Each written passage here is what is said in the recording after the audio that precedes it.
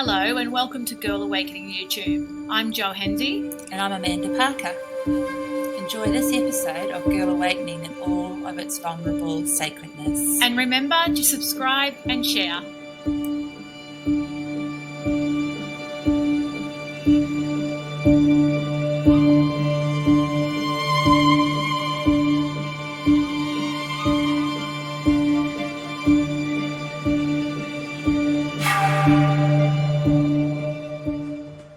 Good morning, Amanda. Good morning, Jojo. It's a favourite day of the week. It is. It's Yes. podcast Thursday, which is usually Wednesday. It can be Tuesdays. We were lucky enough to have another lady in, so we've got two this week, which was very special. And we have a first this week today As a guest. as a guest. So people who have done a lot of this, but not exclusively what they do. Exactly, exactly. So we feel very honoured. Mm-hmm. So Lee Lehner, captivated by courageous women who've left their mark on the world, questioned what she was here to create. After decades of pursuing every means of creativity, becoming a mother and experiencing her own dark night of the soul, Lee awakened and her long-awaited question was answered. Sitting down to write lyrics with her guitar in hand, a song idea came to her, offering more than 3 minutes worth of music. 4 years later, that song grew into the ANITHIA series that Lee coins the longest song in history. So I love that. Love it. Welcome, Lee. Welcome. Well, thank you. Good to see you. Yay! And thank you for travelling. Lee's come up Yes. from Victoria, so we're so grateful and So feel to so be in honoured. person with you. Yeah. Yeah, it's it's nice better. I It think. is. You get a So feel. much better. Yeah. I love that you have in your, and you've got a lot in your book too, about awakening. Yes. And I love that you've Imagine. said that it's a fiction book, but there's it's What maybe did you not so fiction too. which I is can't remember. What was it that I said? It's Fiction Fiction and- isn't fiction Yes. or non-fiction. It's an experience. Yes, I Yes. love that. Yes. True. That's so beautiful because, I mean, the world is opening and there's a lot more people that are becoming more evolved and asking more questions and listening more to other than the mainstream. Feeling safe about coming out as Yeah, well in that yeah, space. absolutely. So I can imagine that you were probably in that area of not wanting to, open too much about yourself, but also thinking it was time. Yeah. Well, when I wrote that was 12 years ago. Oh, Wow. Wow. So back then, I don't think it was as common. Yes. No. And I wouldn't have dared speak of. I'm writing a book about awakening because Yeah. people would look at me strange. Wow, I that think blows you now, away. now Yes. it's a lot more. It's especially look at the name of your podcast. Yeah. Yeah, yeah. Yeah. And so many Oh, people look at resonate this, with isn't that it? So for the very, Yeah. I guess for the same reason Yeah. as the actual word has a chemistry, like Yeah. an activity around Yeah. it now that, It's an action word, I think. Yeah. Yeah. And even it's more common now. There are a lot of people that are speaking out about maybe a new way of life that's very old though. Yes. Yeah, that Well, I think we've lost. Yeah. Forgotten. and I But think, definitely where your book resonates so deeply in that space because it is awakening that feeling in your Yeah. cells, in your being. And that's what I wanted for the book. I honestly wanted to. Well, there were a lot of reasons why I wrote the book, but I thought if this makes one woman or 100, whatever, feel or think differently Yeah. and maybe awaken to something that's not physical, that's Yeah. energetic, Yeah. So good. That's so beautiful. that would be gold to me. Yeah. Yeah, I think you've definitely done that. Yeah. We're going to dive right in, but we're also going to welcome our wing girl. Our wing girl. Sitting here quietly in the background like a little guardian angel. Say Is hello, You've met her Em. before in Em Walkinshaw. Hello, everybody. You might get a special commentary Yes, again when I she love gets it, I excited love as we journey. So beautiful. Yeah, we're going to dive in and ask you, Lee, how did your awakening begin? Well, I think it began through meditation. Probably the dark night of the soul, sort of everyday crap that people go through to get to that point of I remember I got a job at Virgin Blue, and the anxiety around it, getting the job, the pressure, was big, and I probably wasn't geared up for that pressure. And then I started getting panic attacks. Wow. But then a whole accumulation of life crap. Yeah. Because sorry to interrupt. How old were you at this time? Oh, well, I would have been 33. Yeah. Wow. A little bit younger. So that all led to me having a panic attack. And what is this? Because I'm always in control. The word this week is control. Yes. Not for me. Yeah. Yes. But I'm the one. Anyway, I think it's reflecting. But I was the one people came to that were having panic attacks and and then I had mine. Yeah. So that was an awesome experience. Yeah. What an to the awakening point itself. where I thought I'm going to have to. I was being flown to Adelaide or Sydney, Adelaide or Meridian, to do training for 3 weeks, and just that being away from my surroundings, people, and my mother and fears, and it was suggested, why don't you go to the doctors and get some help? And totally not me. Yeah. But I thought, I need to get on that plane and I need to fly and I need to do this. Yeah. So I went there, he prescribed, I don't even know what it was, but whatever it was. And then I went home and thought, no, I'm going to meditate. And I started and didn't stop. What made you go, what made you think of meditating? Because it's not something that a normal person would turn to, it's like, did that resonate with someone doing it around you? Did you just, that word resonate and you thought, I'm going to look into this? No, I actually don't. I think I've been around a space. I was around, I like to go to those, shops and things like that. So I was in my vicinity. I knew of it. Yeah. I did grow up very earthy and grounded. We grew up in Tennant Creek in Northern Territory a little bit. So I was, and you couldn't put shoes on me as a kid. As mum and dad, I used to fling them under the house. I didn't want to wear shoes. So I think I've always... I never wore shoes. So I think I've had something forever. Yes, the connection. Yeah. And then, as I said, life happens and you realise that that's not the way it's going to be. Started meditating. Yeah. Loved it. It's hard, it's challenging, but I think I'm really disciplined I think I'm very disciplined with things, Cool. So people choose with meditating, it's often the thing where they say it's hard to stop, be still, let the brain be quiet, all those things, and then there's these, there's guided meditations, there's all kinds of different meditations. So that you chose, by the sounds of the person that you are, the strong person that you are, the black and white dive in. Yeah, I'm doing this because I'm not doing the alternative, and I have to show up to this gig in Adelaide and I'm going to start meditating. So I started then and never stopped. I started with guided meditation because to sit and just, it's hard, shut your brain down is so, and I think that's why people fluff it, meditation, because it does require discipline. It does require you to challenge every thought that does not stop in your head.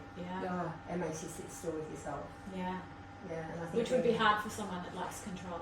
Yeah. But I guess I could control the meditation I was choosing to do.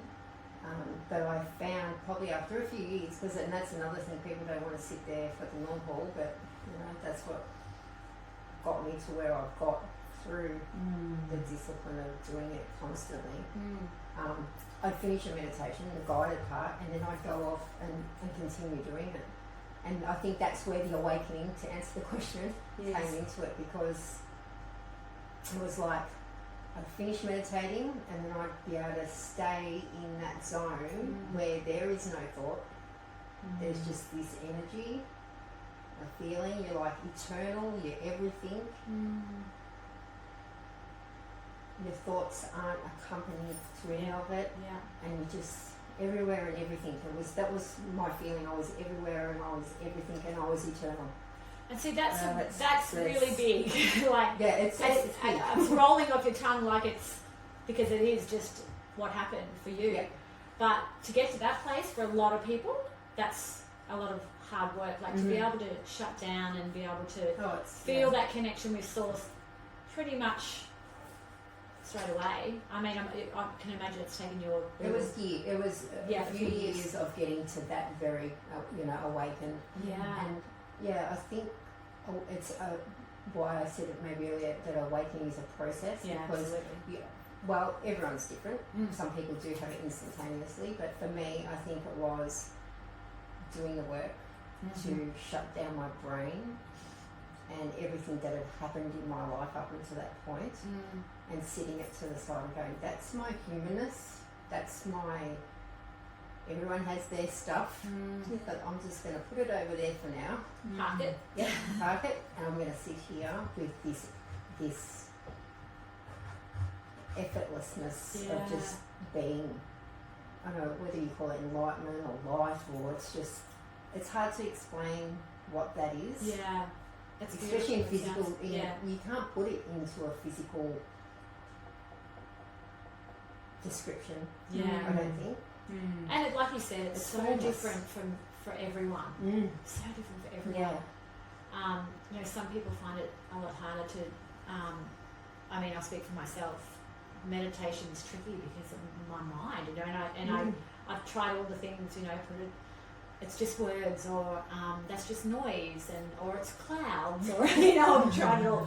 But it is a process that you have to keep persistent. You do. With That's where we're talking a little bit this week around intuition as well, like exercising that muscle of listening to your intuition. And I think when you said before around, the practice is the key, isn't it? Like exercising the muscle, if you can put it that way, to connect with what it means to train yourself, to let go and be in that space and allow what's there waiting for you to come through, which is And it's as if that's the beautiful piece of it, that when you remember who you originally are, it's like the biggest download of everything's okay. Yeah. I love that. Yeah. I feel I really feel much like when you actually say that, remembering who we are, because Because it's true, like we're the eternal, original being that I am doesn't have to engage in all of the human side of life. It's bigger. Yeah. Because you can have all your trauma and your drama and life, or what you've done to people have done to you, but there's something bigger that we're here for. That's how I feel. Yeah. Maybe that's in the book. Oh, absolutely, Yeah. in the book. To move past that and stick with that, the eternal part of you. Yeah. And that is again, some of the messages that just come, like you're literally amplifying a message that has been coming through. Yeah. Around the And you just said it so succinctly. Then when we were waiting for you today, we just said, it feels like time standing still, and it feels interesting. It didn't feel bad, didn't feel good, but the time was sort of like standing still while we were waiting for you today, and it was like we could feel it coming. Oh, really? Sorry. No, it was a beautiful feeling, It because is. now that you're here, that's what we understand what it Yeah. means, that we could feel you coming, and it's, obviously that energy that you're bringing and what you've cultivated within yourself with your practice of meditation, to be able to step into that space in yourself as you need to, want to, choose to, but perhaps it's always with you. Would you say that? I believe I was meant to get to this point of being enlightened, I guess you could call it, in my thoughts, to be able to write that book. Because if I had been still living first and foremost humanly, physically in the world, I wouldn't have been able to write that. It's only because I let go of all of that and awakened that I got to that point. It's a remembering of who you originally are. So when you remember that, I think you're on the right track. That's the awakening process. Yeah. Yeah. Yeah, it's So I like interesting. that. We've had many ladies sit in the Red Sea, including the beautiful one behind you Yes. there. And we've had a few people that have had full connection with spirit, as in either channeling or through meditation or other means. And they have this feeling about them, and it's a real feeling of certainty. Yeah. It's like nothing else can waver them anymore. It's like they have this knowingness about them, Yes. and you can, when you're talking, I can sense that Yes. in you, that you Yeah. have this certainty that it's like I've had a feeling, I've had a taste of what it feels like to be fully connected, and now I know that Yeah. I'm not going to waver from that. And you can't go back. Yeah. Yeah. And situations have changed in my life since writing that book, but it is a knowing. And and nothing to anyone who's religious or anything or believes, but for me, believing takes you one step away from knowing. So, say that's that what- again. Say that again. Yeah. Believing takes you one step away from knowing. Because when you know, you just don't have to do anything or be anyone or Beautiful. entertain anything. Or you don't need to rely on anyone because you've just been fulfilled by Your own knowingness. Yeah. So you Nobody don't need else's. to rely on anything, or and I know the whole manifestation thing is big, but I think sometimes I get to the point where I don't need To even do that. maybe I don't know. I sit on the fence with this that manifesting, and it's good. No, and this well, is and I see beautiful. it. This is beautiful. Yeah. It's your view, and that's, Yes, that's what yeah, we want. and I'm not. If you do that, I'm not. Absolutely, yeah. But No, go for Go it. for it, Because honey. you can Yeah. say love it. whatever you want because it's perfect. when you have connected to that, you don't need anything else. Yeah. And when you connect to that, you'll get what you're meant to give the world. Yeah. And you don't need to be trying to ask for it or manifest it because it'll just come. It'll just come because you're doing what your soul is walking on the face of this earth to do. Wow. That's I'll have some water on that. Yes, I'm going to drink a cup of tea. So that's what I want to do with ANITHIA anyway. I want people to just connect to that, what I connected to, because it's amazing. It's amazing.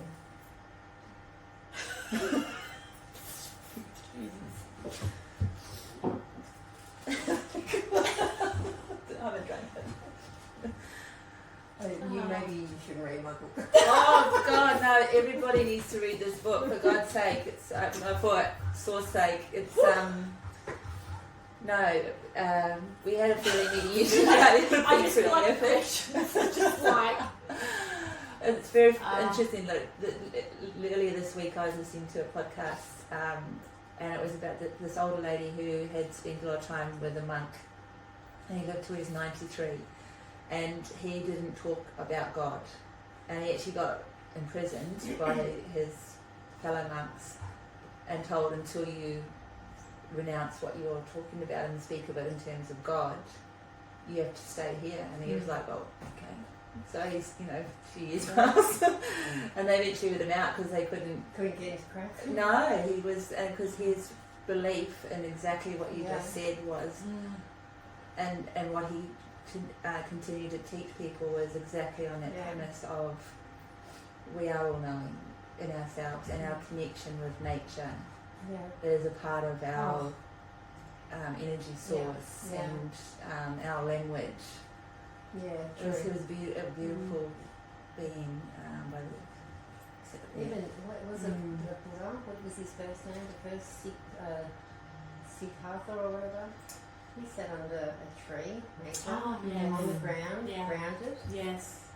with the chakras, sitting, not talking, not eating, not being distracted for help. I don't know, maybe like 50 days or 49 days in meditation. Enlightened after it. Yeah. So the whole nature thing, the whole not talking maybe, the whole meditating.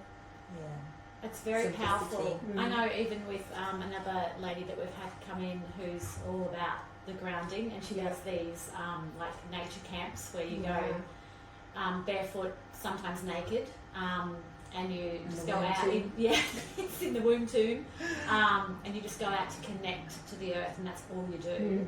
And I just so resonated with that. I was just like, it literally opened up or activated something else inside of me that was very unaware of it. And then I was like, oh my God, this is all about coming back to the basics, you know, coming back to and remembering where we've come from and who we are. We're putting a little bit of a few things together here because so much energy is like popping around us, it's wild. Nikki Simmons was saying, one of the ladies who's also been on, who does a lot of work interdimensionally, was saying like Mother Gaia left. Oh, that's And- right, yeah. But then returned, like, and her take on it was the preparing for the new earth energy. And it feels like since she said that, the resonance of the energy, just the conversation, the signs, however you want to describe it, has been a loud volume around nature, get out, grounded, connect, breathe her in. You know, it's like she's holding us in a space where we can jump in there and be our natural selves. Yeah. Sometimes I Or think not. I do go off on tangents in my imagination. Love it. What if we were? What if our souls were the earth or trees or nature, and we evolved through? Or what if, say, my soul was living before humans in the souls of trees or in the soul of the earth, and that's why I have such a strong connection to nature or that tree or that part of the earth, that country, that beach, whatever. Or as we're finding out, planets. Yeah. You could have been a planet once before. It's like it's so. And that's why when you say great grounding, it's like, oh, my soul goes, oh, I've never been here, or oh, just this was what I was, the earth, I was this part of in this part of the earth, I lived here, or I was, you know, the soul, my energy was in this tree. Yeah. And then when we connect to it, it's like, oh, that feeling. Coming home. Yeah. Yeah. But the whole world is just so connected from that. Yeah, so we're going to actually, I feel like it's nearly the end of the podcast and it's only been 20 minutes. No, I don't mean it like that. I just mean we've come so far. It's run out of time. So I'm going to bring it back a little bit because just for our listeners, just so they can learn from you, you know, and that's the whole I think they'll all be breathing differently. Right Yes. So we kind of want to just rewind a little bit and we're going to go into the next question just so our listeners get an understanding of the journey that you went on to get to the place of this certainty place that we all so resonate and want to be. We want to be there. So when did you first notice a shift in your thoughts about the world? So when I say that, for instance, we know that a big thing happened a couple of years back with COVID and it woke a lot of people up because people started questioning a lot of things. When did that process start happening for you along your awakening journey? Did you started questioning, like even as far as like the news and, you know, things that were happening? I've been curious my whole life. Yeah, I can honestly, I've been curious about, like I said, we had a few years of growing up in Northern Territory where I was the only white child in the school. I was going to say right off the I was my brother, so I had the opposite feel to what might happen now. Yeah. But I connected with them. I felt them, or I've affinity with them now. But then I can go to Hawaii and I can. Yes, I can feel that. I have always maybe, but I know there's been times where I've gone, just a little refresher. You know, when I hadn't awakened, it was like, I know when I studied to do remedial therapy, and there was a lady that was an outside course that came in. I can't think, the Alexandra technique. I don't know if it took off at all. Anyway, she took us out onto the streets in Melbourne. I feel like I'm not talking. It was a, what do you call it, The witness. Yes. She took us out onto the street and said, now observe people's posture. we just sat there and watched people walk up King Street, I think it was, stay for hours.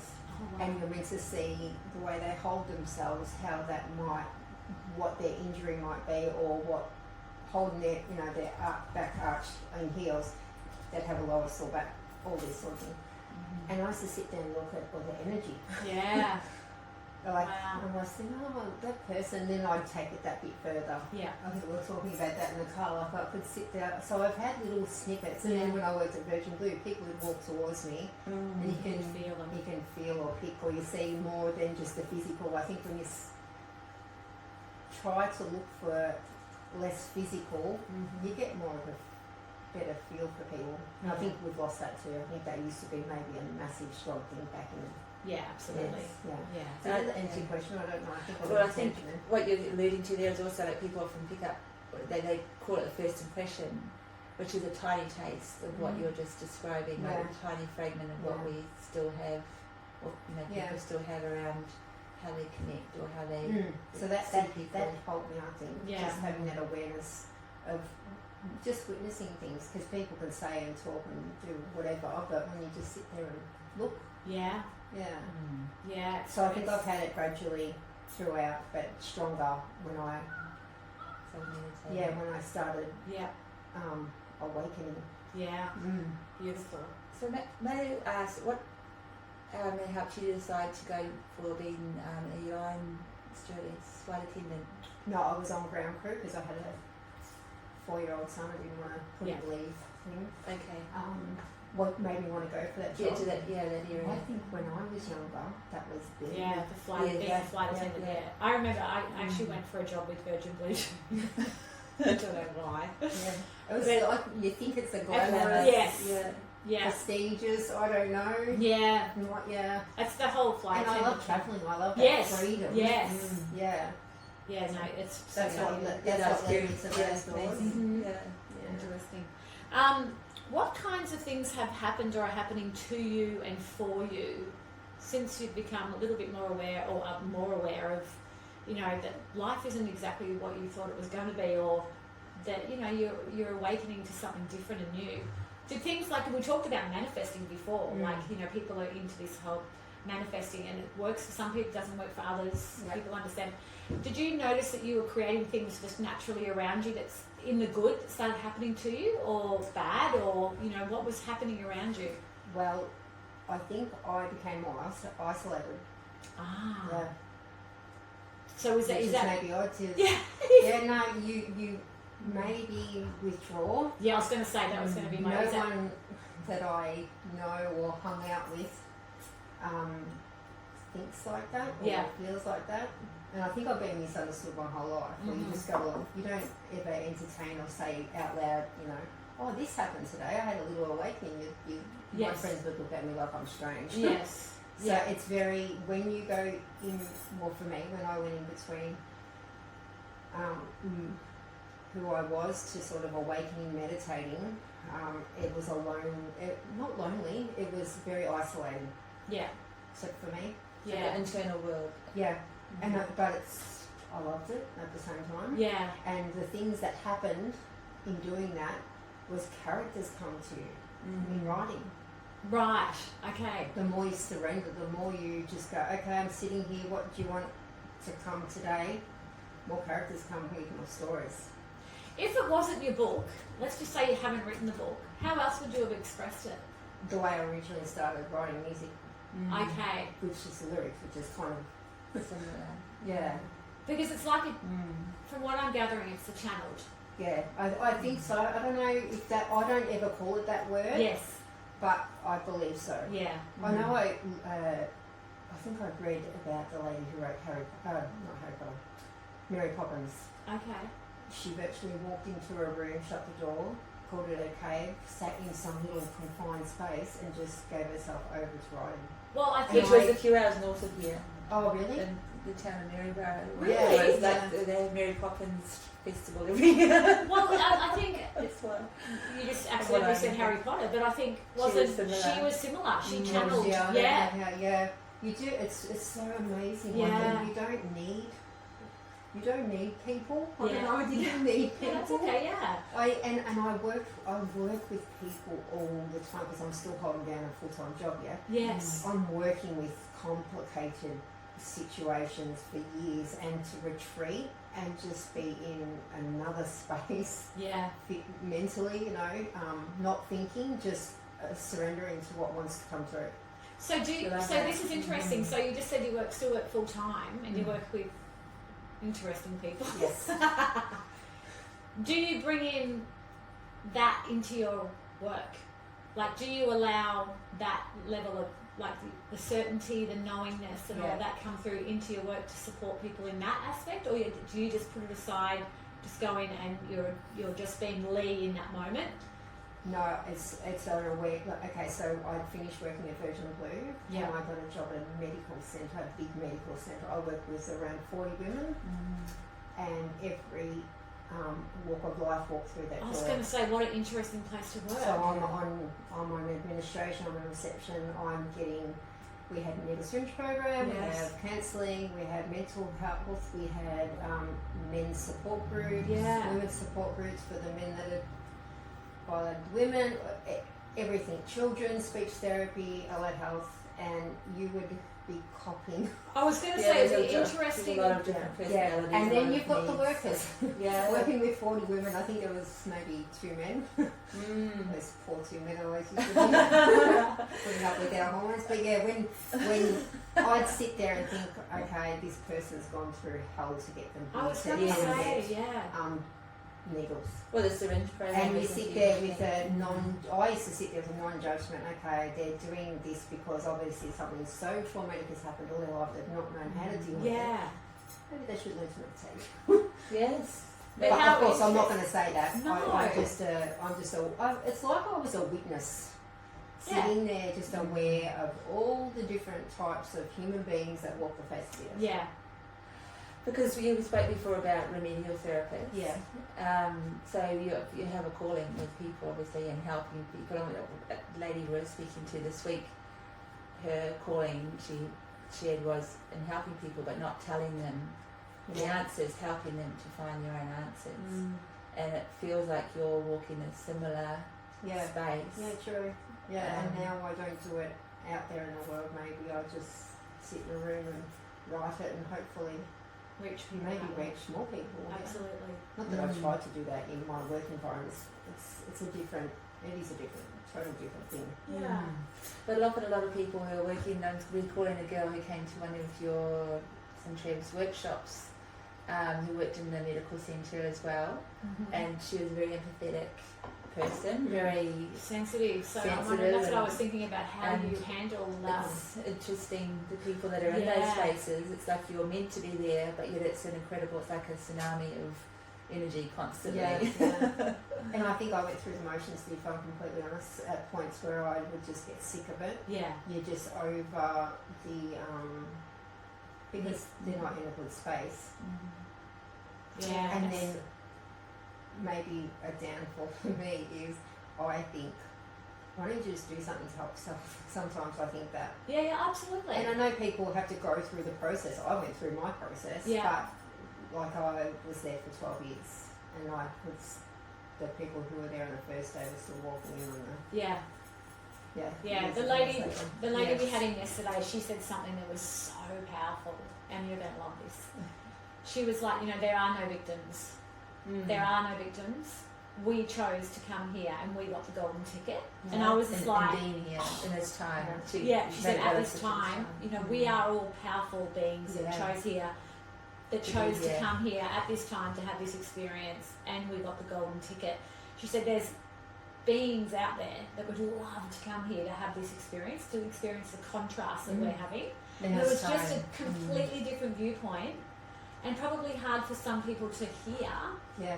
But there are no victims, It's like, and every person that walked through those medical doors were having that experience because that's what they chose, and there are no victims. No, and so many people get stuck. You get so stuck in the trauma of life and what's happened.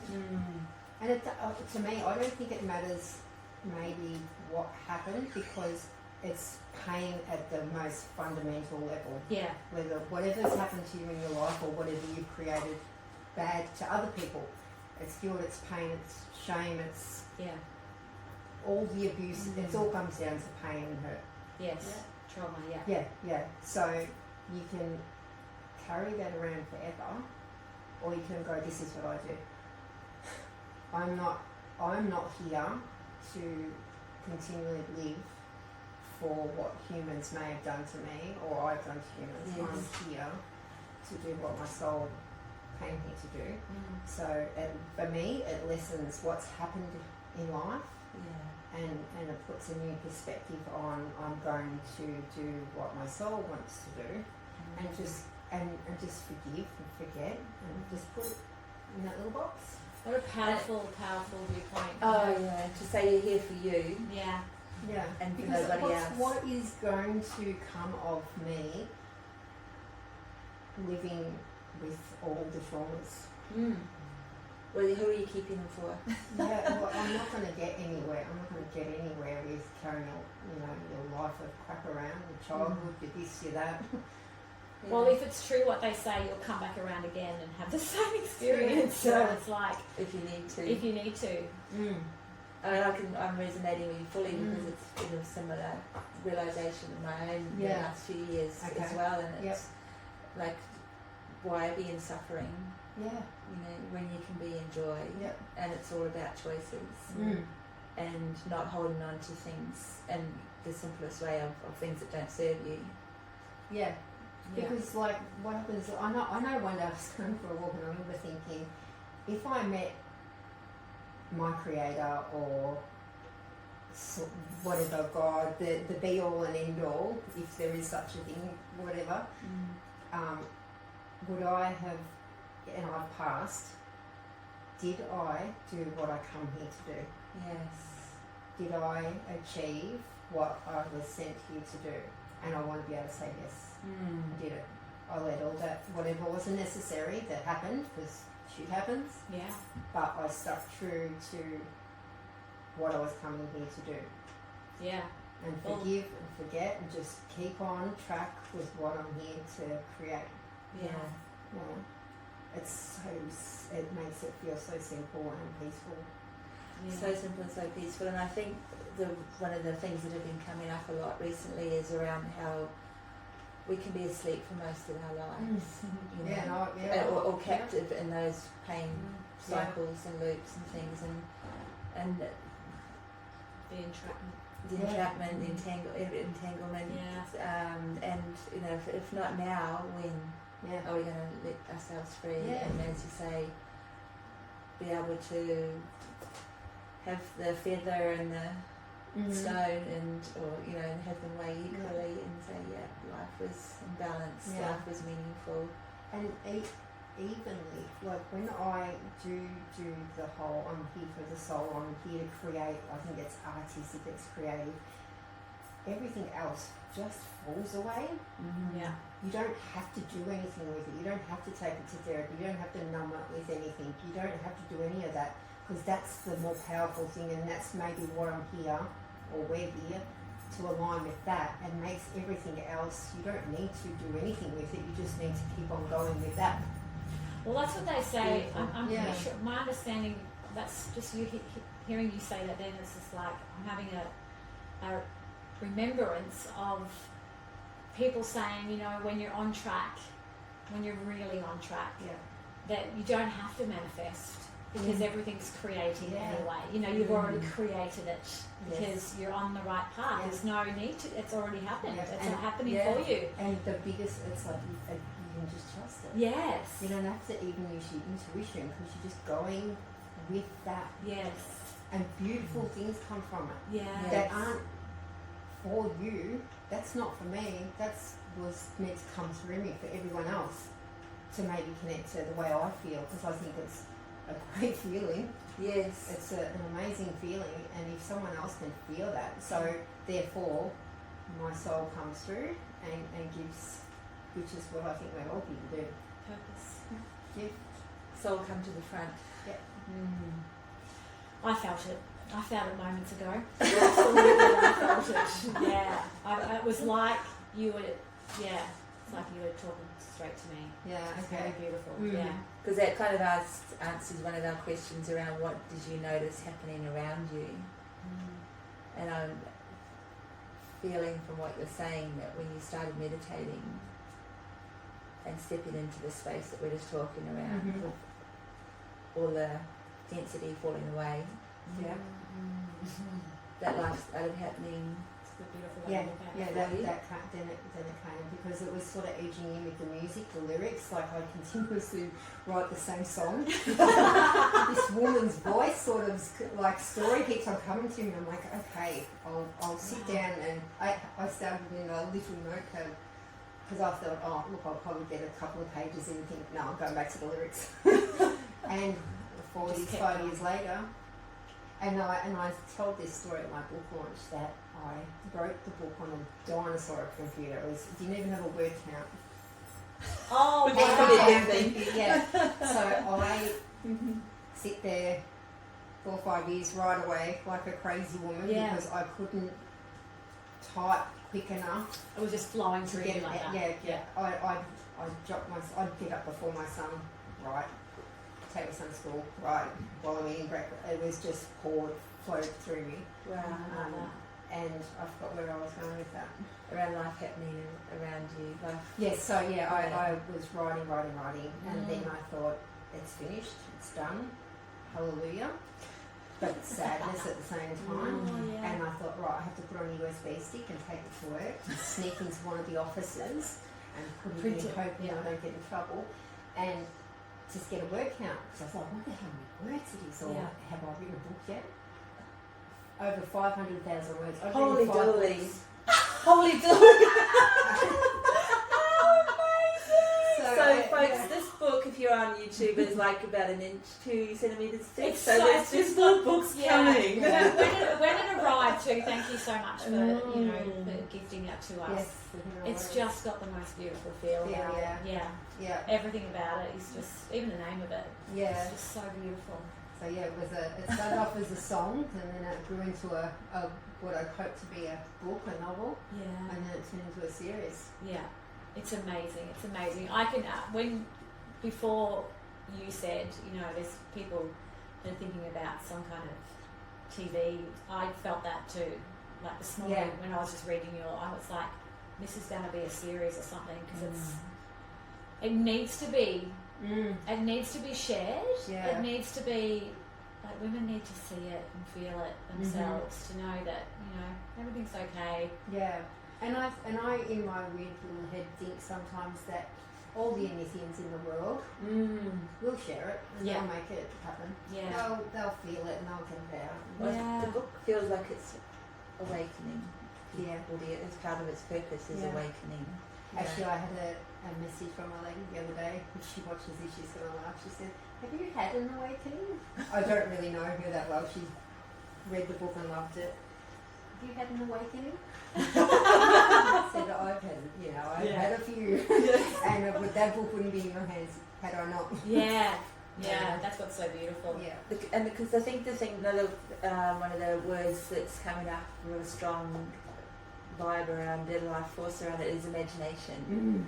And I think with your meditation, it's activated your soul as well as your your purpose, but your imagination. And I think the fact that we can probably say there's a bit of biographical self in there, but the imagination, the way it brings that part of ourselves alive when we're reading it and things, because it is fiction, fantasy, but it's real. It's actually real people. It's an experience. I think it's a collaboration of my soul, my imagination, and life experiences. Well, I think when you tap into imagination, we create expansion within us, and I think a lot of us are really limited with how far we can allow our imaginations to go, because and it's like a muscle. Yeah. The more you use it, it strengthens. Well, I was just saying this morning to Amanda about I've got 2 grandsons and 2 boys, And I had them yesterday afternoon and was playing with them, and I started copying what they were doing. It was really silly, but I was loving it. Yeah. And they were hysterical, and I was like, this is, you know, where we limit it. We don't want to look silly, or we don't want to sound silly, or oh, that's just ridiculous, blah, blah. No. Yeah, we're creating the expansion in ourselves, which then creates more creativity, and And that's one thing, like in school, I'm not a massive fan of the school structure. Where is the imagination class? Where is the creative class? Where is the music classes? Sometimes don't exist in schools anymore. Where are the arts? Thousands of years ago, I have read that people, well-known famous people, were taught music, arts first, and then they educated them in math and the likes. And that's what gave them those smart thinkers, because they tapped into the imagination, the creative side of our psyche, and then built on that. We do it the opposite. Yes. Yeah. And the some of the smartest people in the world, if you want to put it that way, they are extremely talented musicians, as well as mathematicians, or astronomers, or you know, they can, like Brian Cox, for example, ridiculously intelligent man, but was a rock musician. Yeah. You know. What was Einstein's quote? Well, imagination far exceeds education or something. Yeah, I can't think of what it that was. sounds good. Yeah, That'll do. That was his thing. Yes. So yeah, imagine like that couldn't be educated into me. Yeah. No, Yes. I had to imagine and do that. You tap into something. I can't. That's not to create and bring something new into the world. You need to use your creativity, your imagination, meditate, all that. Yeah. Well, I did a course a few years ago with a wonderful lady called the Creative Insight Journey. And Em's laughing in the background because it was with her. Did you get okay? It was literally, I don't know, 10 years ago, or some 12 years ago, I don't know. And literally that opened me right up, because it was like tapping into that, which I was See, around the same time. I was really active, but I was never, Yeah. I was never like, I never used my imagination or got creative with that area. It was always very structured. Yeah. Okay. And so that just literally opened me up. And then once I opened up, I could feel much more and into the feeling area, and it was like, oh wow, yeah, amazing. Like there's classes now where we can go and make jewelry or do Yes. Oh, and you see them lighten up. People, they love it. Yes. And even painting as well. I mean, my art classes, I loved art, but my art teacher was quite a critical person. Now I say that. And you know, my clock was never quite in dimension to the you know, the vase or whatever. Yeah, it kind of kills your joy around creating and things like that. A lot Teachers of those structural have got a big role in if I was a teacher, oh my goodness. Yeah. And there's one of the sayings I remember around imagination is everything that's real in life has been imagined first. Be creative. Yeah. So it's like, you know, the freedom of imagination allows vastness and expanse. You know, anything is possible. Yeah, and even in the book, I've like, we need to reinstate that. That needs to be. It's actually there, I think, from birth. It's there from children, and we take it away. Well, God takes it away. We're meant to be workhorses. We're meant to be earning tax. We're paying tax. We've forgotten the system. Yeah. The system's coming on top of us. Yeah. It's I'm hearing exactly what you're saying. It's an interesting time to be alive, but I'm also feeling that there is a new thread coming through around people tapping more into this area. Because the lady that we had on yesterday was from across the other side of the world, talking exactly about this, but just from a different viewpoint, from her seat, you know, But she's talked about we need to get more creative.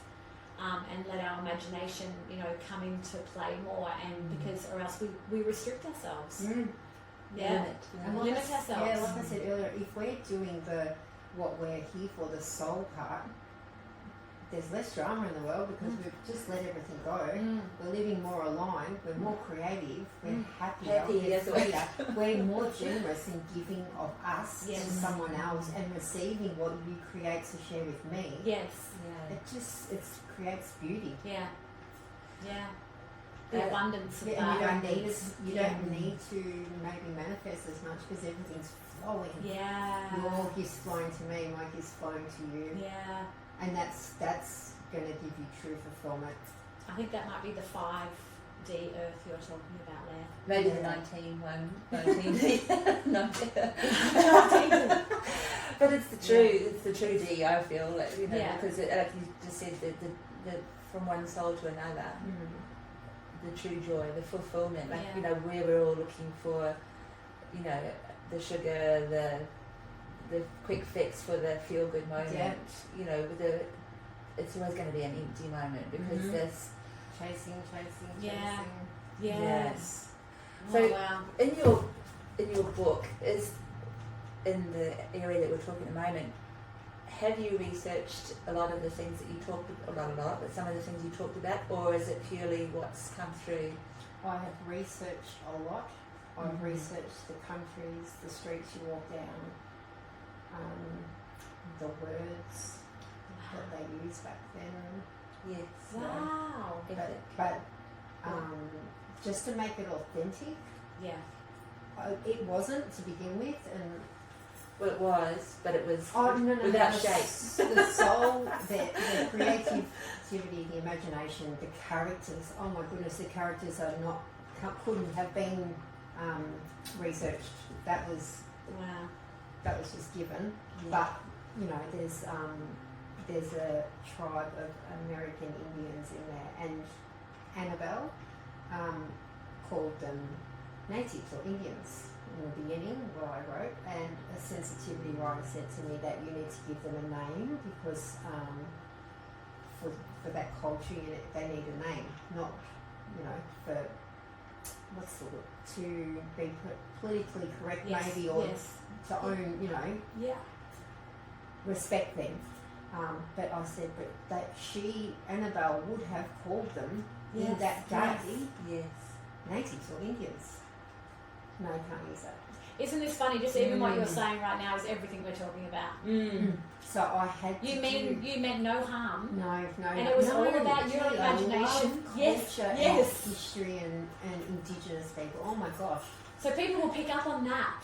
Mm. You know, this is what we're talking about. It's like the essence of what you're Yeah. putting out has Yeah. no negative No, connotation or there's anything no attached one- to it, where someone reads it and says, no, you can't say that. Mm.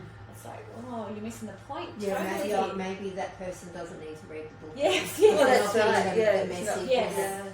Because you would get knowing Annabelle's character because she hasn't ever been in that situation before. That what her word would be, Yes. so it would be in character. Yeah. And yet there's room for at some point for the true name Yes. of the peoples to come through, Yeah. but in the sake of political correctness, I had to we do have research. yeah. So yeah, you know, but I learned a lot, and takes I you loved it. somewhere. I'm such a big history buff. I should have been born thousands of years ago. I think. You were. Yeah, Yeah. one lifetime you were. So yeah, I did a lot of research. Wow, Fabulous. that's really interesting. That's So it would have been a gift to yourself in a way to be able to enjoy that. What was that, sorry? It would have been a gift to yourself Yeah, it was to like enjoy that part of the it journey was, too. yeah. unreal. Lots of, and then the music, you know, that's my favourite part. Oh my God, I could research that for anyone who wants to write. When I can go back in time and see what songs were the hits Ah, and yes. the feel and the music sets Yes. the era of times. You did that really well. That's Yeah, so I beautiful. love And the hearing clothes. those songs and Yay. I never even thought of, doing stuff like that, but that would be yeah. that would But be even quite the special. the American Indians that I chose, it was to do demographically where she was. But in my head, I think that if we are all spirit soul, it doesn't matter what costume you're wearing in this lifetime or physical body, because that's just the outer. Yeah. Yeah, like We're all connected. their soul would Yeah. have just been not didn't have that thought It wouldn't have attached to it. exactly. Yeah. It wouldn't have needed or wanted or it wouldn't have been important to have a name. No. It would have been just like, here I am. Yeah. Yeah. Without giving too much away though, because people need to read it, I feel like you did encompass that in the way that the characters travel through and come back around, because there is that timelessness around the points where there's the intersections. Yes. So I think you have captured that. Yeah, a lot of Essence, people have said that. Mm. It's like you flow through one life into the next easily. Like, because I thought, I'm going to lose people on the different time scales. Because you start off at Benjamin's in, 1963. No. Who's got my dream No, house, by the way? Really? Yeah, I love that. 2011, then you go to Mazola in 1963, and then you go back to Annabelle in 1880. So you float through, and then it all comes back around to. Yes, don't give it away. We're going to move on to the next question. Yeah. Which is what have you decided to change, if anything, in your life?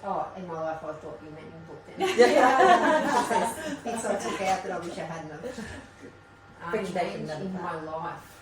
Yeah, since you've become more aware. And the other thing I wanted just to throw another wobbly in there, because it's been playing on my mind. We know how you've just kind of been living your truth, really, being authentic to you and who you are.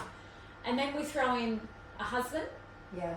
And 2 children. And 2 children. So how do you navigate? navigate? You saw a photobomb of one of them in your cereal. It was so beautiful. Adorable. Mitchell. Oh, Mitchell in Scott. Yeah. Okay. Yeah. Because I know we have a lot of mothers that listen to the podcast. Yeah. So how do you navigate still staying true to who you are, but then having the family in there that have different needs? And of course they do, because that's you're living your truth. So of course then they have to be living. So how do you navigate through that? Well, to answer that question, maybe I'll say I wrote the book, Raising My Son. I don't like to use that term, so I'm not going to even say it, but I raised my son. Yes. And pretty much did it with a tribe of amazing family members and stuff. Course, but I was doing the whole, majority, working. That was written in his teenage years, I guess you'd say, and then 10 years later I meet my fiance. Okay. Books already written. Yes. I'm editing because I'm the slowest editor on the face of the earth. Yeah. And then I have another 2 children coming at 42 and 43. I love it. Yeah. So I have a 23-year age gap between my first and my second. So you had 2 lives. 2 lives. Which one? So you're older than 35 then? Seriously? You look so young. No, the last two children have aged me. Yes. They don't sleep, but anyway, I'll get by. It's my biggest eye opener to becoming a mother again. Oh my and goodness. The struggles of not sleeping. Yes. Having 2 as opposed to 1. Being 20. And having all this energy, vitality, and taking him travelling around the world to having 2 virtually bang, one after the other, and trying to edit a book. Have focus, you mean? Yeah. I really take my hat off to women, and I love it because it's absolute crazy, but now I have a new perspective. I've learned so much about women in having these next 2, how crazy it is with being a mother and trying to still do your gift, trying to still do, like I said earlier on, you can't go back. Once you've awakened and you've met that, you can't go back, but I have to leave it and go and do nappies. I have to leave it and deal with sickness and meals and not mundane, but life. I have to do that side of things too. But then I get a bit sad sometimes. Or I want to go do that. Yes. But I can't. So it's a massive juggling act. Yeah. And I'm a mother that's very hands-on. Mm-hmm. My children don't go to daycare or anything. I've learned from having my oldest, Mitchell, it's gone. Yeah. Yes. And I miss it. Yeah. And I have regrets that I can't change. Mm-hmm. I'm not going to miss anything in these two. Mm. Yeah. So Beautiful. sometimes the book gets put to the side because it has to. Yeah. Yeah. And you be a mother. So yeah, for your mother audience, hats off Yeah. to anyone who's just trying to meditate for 5 minutes. Yes. Because that's one of my biggest things. I don't get to meditate as much anymore. And it can be a saviour too, can't it, Oh really? my When you goodness. know. Do you know, sometimes I go to the gym nearly every morning, Yeah. they're still in bed. Yeah. Because I couldn't do it. I was at home, they're in bed, I have to get up and do it at that time of the morning as it doesn't get done. Mm-hmm. I'll sit in my car up on the hill, because I live on 20 acres, and just meditate before I walk back into the den of craziness. Yeah. But what a gift that is in itself. Time. Yeah, To give it's yourself like that time. it's a what are they called? Intensive. Yes. Yeah. It's like letting it all go, seeing nothing, effortless, and then I'm back in the car, drive down the hill, mum time. So you could important. so easily not do that. So kudos to you to actually Yeah, just do the absolutely. intensive and just Yeah. keep exercising that muscle. Keep it It's- alive, I keep think it comes down connected. to dedication. Yeah. It's such a I know that works. That's what I'm doing. Yeah. Yeah. It's natural. That's what I was going to say. You know what it's going to give you. Yeah. Yeah. Yeah. And kind of like what you Yes. said at the beginning, like instead of saying no to the prescription in the beginning, Yeah. now in this busy time of your life, you could be taking Panadols or things like Yeah, that or whatever. yeah. But you're still keeping that meditation, Yep. medication alive. Mhm. I have actually have a T-shirt called "Heavily Meditated." And every time I wear it, I actually sometimes choose to put it on those days Yeah, because it yeah, just reminds yeah. me of like the whole Mm. power of that Yeah. moment inside. Yeah, Yeah. that's. I think that's really powerful to be able to put that time aside when you know how important it is. Yeah. But yeah. And what your choices are around being hands-on mum as Mhm. well. Yeah. It's not easy Yeah. for 1 second. Mm. It's really challenging. Yeah. Yeah. To just have the brain capacity from having a few hours sleep to get up and function as a mother is massive. Yeah. Let alone I get kids to bed at 8:30, walk straight from their room into the writing room, and I'm writing. Yeah. Oh, And I do wow. that to whatever hour. But two the writing would sometimes. give you some Wow. space too, wouldn't it? The writing would be such a kind of a meditative thing too. It's like I need to get that. I need to do that now. Yeah. It's like that creative over Yeah. creative, maybe a little bit that you need to get that fix of letting it flow through. However, it's not that creative anymore because it's the editing part, which is a whole different ball game to writing. But it's Mm. that pathway, isn't it, of bringing to life Yeah. what you have to share. Yeah. So And it's that a reflective reading or reflective journaling, I love that too, where you're actually just rereading some of the stuff you've written, and it's a good reminder too, and I take you wrote- back. At 12 years ago, Yeah. 10, 12 years ago, I'm now starting to edit the third book, and I'm reading it. Yes. Oh my god, that's the way I thought 10 years ago. That's wild, isn't it? But then my editor said, this is why this book is special, because Yes. it's still 10 years later, Yeah. current. It's still, Ready. yeah. Mm. So that's good that I did that. And Amazing. again, that timeline, like 10 years ago, so 2012, 2013, again, lady yesterday was talking about 2012, Yes. Maxine was I- talking about yeah, 2012. 2011, 2012, so I have to ask someone who does all that stuff. Yeah, well, that's What happened because something happened. Oh, 2012 was the world was going to end. Remember? was it? Yeah, that was 2012. No, that. They made the movie about it. I don't Oh, remember. Yes, sorry, and okay. but what happened is Not it was much, actually a yeah. metaphysical shift. So there was a massive shift Yeah. that happened. Well, there was a shift in my Yeah. world. Well, and what Yeah. happened? It's like a space opened up, and a lot of Downwards. yes came through, and that's what happened in that moment. Because yeah, absolutely, Yeah. because something big did occur then. But it was like you had to be aware and open I'd to maybe yeah. done the pre-work. The pre-work Yes. was it with letting go, meditating, and then I was in the right Yeah. timing. Yes. Yeah, you're open. No, absolutely. Fantastic. Alrighty, I love it how it all happens how it's meant to. Yeah, Yeah, that's what I mean. Yeah. Maybe manifestation. yeah. Or just divinity. Yes. So what have you had to give up, if anything, throughout this? I mean, we know you've actually had to give up a lot because you've basically just focused on this book, and it's more of a, like you said, an awakening for you throughout that process. But what else have you had to give up? Anything? Do you, like when I say that, we know a lot of ladies sometimes go down the path of they've realised that they shouldn't be drinking alcohol, or they've realised that their food hasn't been that healthy for them, or that the husband wasn't that healthy for them. You know, there's lots of things that people have had to give up. Is there anything that you've realised that, okay, that thing wasn't working for me, I don't resonate with that anymore, I probably need to park that? Yeah. Well, I think maybe not friendships, but going out with the girls and having a drink, because I cannot write, if I have a sip of alcohol or wine, I cannot write. It's like I get the walls up. My imagination is non-existent. It's like an inhibitor, isn't it? Yeah. For Like, some it people, doesn't burn fat. You don't burn fat when you drink alcohol, do you? I don't know. Yeah, I think you can't burn fat. You burn your switches and you burn sugars or something. But yeah, it kills my imagination.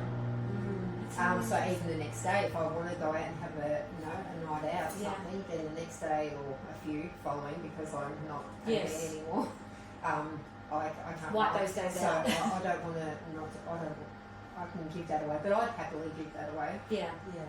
And I know I lost a lot of friendships because you're not coming out anymore. Why Well, are it's you a coming funny out? thing, isn't it? Not Alcohol fitting in. becomes the linchpin for some people. You know, you go out and you get drunk with your friends. Yeah.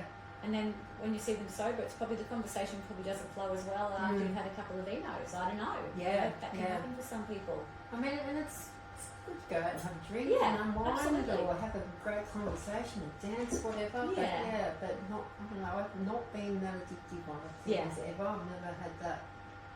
Maybe chocolate and stuff. Food's probably one thing, but, but no, I don't think on. Yeah, no, that's Yeah. totally okay.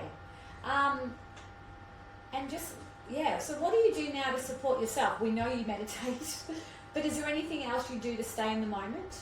Exercise. Yeah, So writing that book, my writing process was get up, run, do something, physically exhaust myself, get the endorphins going,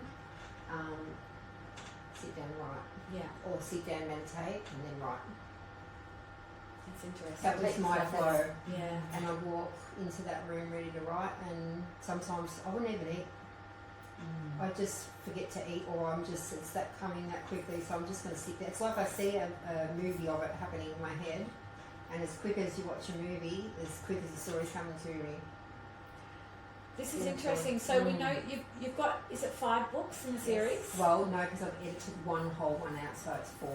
4, okay. So have you had any other downloads come through since you've written Maybe. ANITHIA? Yeah. Yeah. And do you feel like just picking up the pen or getting on the computer and I stuff? want to, but don't. This is the I don't have the time. Yeah. I chose to have children. I don't. I have to. I make a side note. So in the second book, in the first book, is Charlotte Jocasta in that book? No. No. So she is a famous author. Okay. She wrote 4 books, and I could lead off with those 4 books into her 4 lives. Oh, Wow. So there's a sub Yeah, branch explaining going that on. to Annie the Yeah. day that So yeah, there's and one of her stories is going to be not. It's definitely not fiction. Yeah. It's a whatever you want to. Oh my channel. God. It's not going to be edited by anybody. Yay. For spelling it will be, but I'm not going to be told to take this out. Yeah. It's all saying. Good on you. So that book, maybe I think I'm writing these to get to that one. Yes. Yeah. Yeah. Making space. Yeah. So that's another little. So I've project always had building. this feeling, and my sister will vouch for me. I want to have this space, this room, and women are going to come to it and remember who women are. Yes. That's down the track. Beautiful. Because I think we're amazing. Like we can create life every month. That's to me. Oh. And even if we can't, for those women who can't, we are still nurturing in other ways with animals. Also. We are so amazing, us women. I have this massive love for women and what we were. I think if I go off in my head and I think about what we were thousands and thousands of years ago, I think Triella says it a lot in the book. Yes, we do well. Yeah, she's amazing. Wow. Yes, Trella is gold. I want to live there so bad. Yeah. That's I think what we were. Yeah. What I've got, what I've written, and that's what I think women need to remember who they are. Yeah. I think we've lost a lot of our self-worth. Oh, we've lost So a lot. sad. Yeah. And I think maybe because we lost it, because we are able to create life and give life, and that's a threat maybe. Just people or energies that tried to take us out because of that. Wow, I get where you're going. I don't want to go down that track. No, I know. I just went down a little bit and had a peek, and it's like, whoa. But when you think It's kind of what's going on the planet right now. well, 4-year-olds using their uterus. This is so Say no wild. more. I teach young girls about this, and I just had a session on Monday, and it was all around menstruation. And I talked to them about how sacred, our womb. And they go, "What's a womb?" And I go, "Well, it's the uterus that was once upon a time called a womb, because it held, the sacredness of birthing a child." And they're like, "Ew," and I'm like, "No, that's like the world has made your period and all of that become such a yucky thing, but it's actually an amazing, sacred, special thing." And they literally, you can feel them go quiet, and they want to. There's a part of them that want to hear about it. And why can't we teach that to young daughters when they're growing up? Yeah. That and make it a special thing, Absolutely. an embarrassing thing. Yeah, I'm trying. And what I always wonder, why were men taken out of the labour room? There's something to that. Yeah. I won't go into that. Yeah. Might be another There's a podcast. bit actually because some of the ladies that have been on are in free birthing experiences, doulas, A lot, hey. and working the sacred feminine space. And there's been again quite a lot of energy around the whole sharing of information around that taking over of that birthing experience. Yeah, but I don't What even we're mean doing. that. I maybe mean Yeah. were men unable to cope with how much of an amazing experience it is to see a birth? Were they felt inferior to it? Well, I think Or that's were they taken away because we wanted to, they couldn't, maybe that pushed us down more. I think there's a lot in that space because there's Another podcast. another podcast because Yeah, we it's can powerful. talk Yeah. about like the matron Maybe if the and word's those not other ready things for it either. and Yeah. and they're quite a fierce dominating matriarch Yes. in that space, which again has a duality. And again, what you were saying before about women coming together, I think we've lost that. We've lost that Oh, man. Yeah. And connection in the birthing process as well, where women came together to support birthing and support pregnancy journeys and all of those beautiful things. even now, I find a lot of women I listen to, I listen. A lot of women are disconnected from being women themselves, majorly. And I think we turn to our husbands and our male partners for all that love and all that, what we need. Women, I think we're very social. We turn to them for everything because we've turned away from our women's groups. But once upon a time, we would have sat in around a heap of women and shared the mothering experience and the birth and our issues, and we would have got love from women. Yes, which is a very incredible Yeah. thing. Yeah. and the men would have been off hunting or whatever. So I think we've lost a fundamental connection with women. Yeah, it goes so deep. It Yeah. goes so deep because I know there's even that part of a. We had another beautiful girl who's you would love just by listening to what you're saying, who's talked about the initiation of a woman on her first bleed, and how there's a rife number of young women suiciding around that age Really? because they're not being nurtured to the level that they need to be nurtured Yeah. when they have their first bleed, and they're feeling completely alone. Wow. It's really interesting. Yeah, there's been studies on this and everything. So many connections that have been cut that we all need to reconnect with. Mm-hmm. And perhaps what you were alluding to before around the giving up, around, you know, going out with the girls and having a few drinks and being social, that's kind of replaced the other part of how women used to gather, and it's become more, I'd say lighthearted. I could say a lot of other words, but also lighthearted, as opposed to the real meaningful connections and the honesty and the sharing a part. And you know, I've got a lovely friend. She's total up our alley, and I could sit down and talk to her, and I just feel so. Like the conversation's not just here. Replenished, The conversation is like Yeah, and we talk about different I remember once she said to me, what's the soul library? It's got a name. Akashic Records. Yes, she said that word to me, and no, I never told anyone I was writing this book. By the way, no one knew I was writing. So she's sitting there one day, like a few years later, maybe, I don't know. Yeah, I pretty much finished the book, and it's about, that's sort of the feel, and she's saying about this Akashic. Yeah. My ears just went, is this such a thing? Is this really, I didn't know that, tell me all about this. But just that whole, opened up that whole conversation. But you kind of do know about it because there's... But so that's the thing. you didn't know. I didn't know it. No, That's the but beauty. it's... Yeah. And even now, since I've written that, I've been educated in storytelling, and we were talking about this earlier on about the 3-act structure. The beginning, the middle, and the end. Yeah. This is what all authors, well, mostly write by. I did that naturally without. Is this like the hero's journey? Yeah. Without knowing. Yeah. And it just goes back to, I think, how ancient stories are, that you innately do it. Yes. You innately know things without having to be educated. So beautiful. Yeah. I did that. I'm like, I think I've done that. Yeah. What just came into my space then was we pulled our daughter out of school and we did this unschooling program, and part of it was actually not doing anything for 10 weeks because it takes them out of the mindset of the 9 to 3 school, because that becomes a part of a child's programming.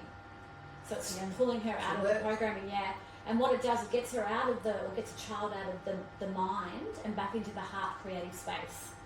So she comes back into who she is. Yeah. It's amazing.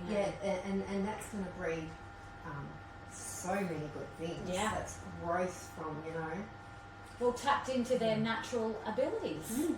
That writing about the Akashic records when you don't even know what the Akashic records are. That's that tapping back in. Yeah. Yeah. And it's feeding their soul what it came to do, not what you want it to do or society wants it to do. Yes, we all need money. I'm not an idiot. We all need to feed ourselves and our children and all of that. But I think the balance needs to be brought back in. And the relationship to money needs to shift because there's so much control and hierarchy with money that it becomes another dynamic that we're controlled by or enslaved by, as opposed to having a healthy relationship with that as much as any other energy. And even with COVID, I probably think I'm one of the only people who thought it was maybe on some levels, at other levels it was terrible.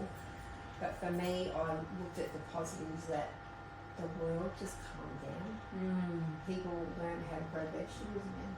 make Oh, bread. there was definitely gold in that People happening. had to sit with Yeah. themselves, Yeah. and some people, I imagine, grew from that. I think it Some was people one of might have the gone greatest opposite. things that happened to the planet. Yeah, when It I woke seen on people Facebook up. once, I saw there was dolphins or fish Yes. swimming in the canals in Venice. Yes. I'm like, Dolphin, and Yeah. it was dolphins. Yes. I Yeah. love this. The Yeah. world just got paused, and Reset. nature just cracked back in. Oh my! They must have thought, what are those humans doing? Places We're coming out to live now and see, and what's The happening. water's cleared because there was not so much movement, there wasn't as much Yeah. pollution. People in countries could see mountains again that they hadn't seen for years because of the smog, and it was incredibly clearing in lots of ways. Yes, they cleared the planet and cleared some minds too. Yeah. So I Yeah. think if you look at some of the positives that came out of it, that's definitely one that people maybe witnessed a slowing down and a connecting to themselves again. Yes. A lot of books were written in COVID.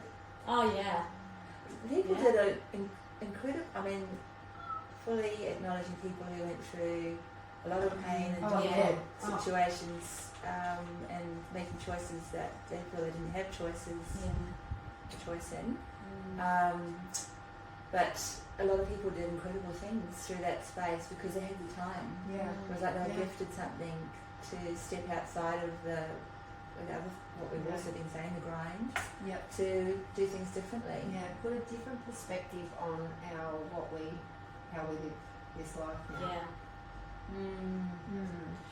Oh well, we are down to our last question. I don't even know whether I can't remember whether I asked. I felt like we just And answered it's it. about But chance or No. something to change. no. This is how do you see the world now through your eyes? Oh yeah, that's a tough one. Which book do you see through? Do you mean how do I see it becoming, or how do I view However it? you want. However you want to take that question. Through my perspective, Yeah. which is we're all living through our own perspective, I see it has potential to do and be something amazing if people awaken. Yeah. If people return to the eternal, original self that they are, if they remember who they really are, I think it could be amazing. It's exciting to Very think that exciting. could happen. Yeah. And it's not, I think it has happened in the past. I think maybe existences were fell away, fell apart, and new ways of life came in. But if it doesn't, I think it'll be a total different picture. Yeah. I think the more women like us that share that, we've got more of a hope of a good, happy future. Yeah. Yeah. I- I think I- women need to come back into women, Yeah. connect, not to be more superior or anything, nothing like that. No. It's just our, I have this, I think, yeah, it's in the book, the nature of life Yes. in a male and a female is equal. There's no superior. They just have different roles to fulfill. And I think when we fulfill those roles, everything happens smoother. Yeah, and I think that's when love that. we talked about Nurturing, Yeah. being protective, Yeah. nurturing in our own little ways, whatever. well, there's no duality in that, you see, and that's the beauty of it. Yeah. And I think that's when you hear people talk about, the new 5D Earth or whatever that is, that's where there's no duality. So there's no right or wrong, or better, or worse, or there's none of it. No. It just is, Well, you and it look at, works. you look at nature, when it flows, everything works. Yeah. And it has for how long Forever. than us humans Yeah. have ever. One tree sends a signal to another tree through the ground, through little microorganisms Yes. to the other trees, Yeah. and they communicate. Yeah. There's a bug in the area, do this, protect yourself. Yes. It actually does that. Nature does that. We all work and do our part and fulfill our role, and the world's beautiful and great. Symbiosis, I think that's called, isn't it? Where it all Can't think just, of it. yeah, Yeah. something like that. It's Yeah. coherency. Yeah. And trees, they don't have brains really. They don't. Can't be offensive. No, I don't mean They they have don't some- have they're living- thought. they're living They don't have consciousness. thoughts about They all just the know. crap. They They just don't live question. within their being, Yeah. and they function, and Yeah. they have for thousands upon thousands, millions of Yeah. years. What you mean is they don't have a brain to get in the way. Yeah, Yeah, but we they do. just live in the nature of life, and life flows. Mm. That's what I would love for the future. Yes. Live in the nature of life and life flow. Yeah. Mm. It's a beautiful way to round this Yeah. podcast off. Thank you, Lee. We are Thank you, Emma. we are going to put all the details for your book, which is just incredible. Mm. Amanda read it back to front. I decided not to because I wanted to live in the Moment? yes, and I want to just Yeah. You're going to savour it now that you've met me I in person. can't wait now. Yeah, going ah. Well, for a Um, lot of people who have actually read that don't know that's any of that behind it. So this is the first. Oh, so beautiful. Yeah. So, oh, thank you so much. So some people will probably hear this and think, "Wow, that's that." I thought it was just a novel, but yeah. Oh, that's Because also epic. when you talk about adult fantasy, you know, that's a very wide subject as well. Mm. And yet to kind of bring the words spiritual or esoteric or you know historical, you could sort of pull all of those in very easily. Yeah. But I think the word awakening Yeah. encompasses it just beautifully. Yeah, because in the world of literature, I have to put it in a genre, and I have to call it fantasy. Mm. But it's almost a little bit of a downplay, if you ask me. Because fantasies, I don't know, to me, maybe that should be the real life. Oh Yeah, yeah, absolutely. It's the real life. Yeah, and Yeah. not fantasy. Yeah, Fantasy's a great word though. Oh, I love it. Yeah. But you know what I mean? Like Yes. it's like true. when I say it's not fiction, it's not Because fantasy non-fiction, it's like technically an feels like experience. escape. Yeah. fantasy Yeah. feels like escape. You know, Yeah. and for some people, reading this might be a well-needed escape Yeah. Yeah. from the humdrum of life. Well, at the Black very and white beginning, life. Benjamin says that Zola said I should write this book, and it's not for humans. That's in the first page, I think, and then he says, but then who else is there? Yes. So it's Oh meant my it's God. meant to bypass your brain and go to your soul. Oh. You feel it in your whole Yeah, body. Yeah, so it's not meant, it wasn't written for the human brain to try and do something with it. It was to sit the brain to the side and let something. Like an activation. Yeah. I love that. Yeah. That's so beautiful. Thank you so You're much, welcome. Lee. Thank you. It's such an honour. Thank you, Anne. Thank you. Bless. Thank you.